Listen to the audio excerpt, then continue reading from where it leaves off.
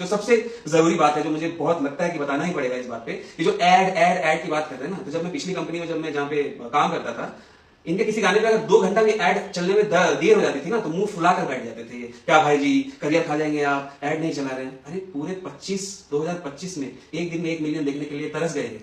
तो लास्ट में क्लिप तो आप लोग देख लिए हैं भाई, बद्री झा क्या ही करके मानेंगे भाई, पूरा खेसारी लाल का पूरा पोल पट्टी खोल रहे हैं।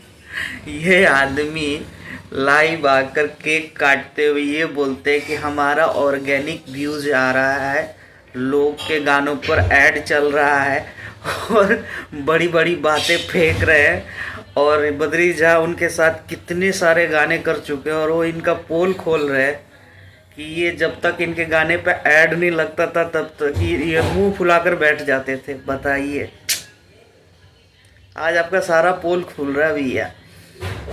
बताइए, आज तक आप इतना व्यूज जो कमाए हैं शुरुआती दौर में, वो सारा ऐड लगवा लगवा के कमाए हैं? और आप तुलना करते हैं पवन सिंह से, हमारे पावर स्टार से? नहीं, गलत बात।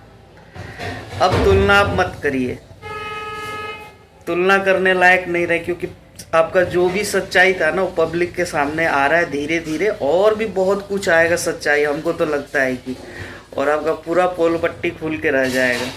जितना आप झूठ बोले हैं ना पब्लिक के बीच में आके, लाइव आके सबको झूठ बताए हैं, वो सारा झूठ का पर्दाफाश हो रहा है।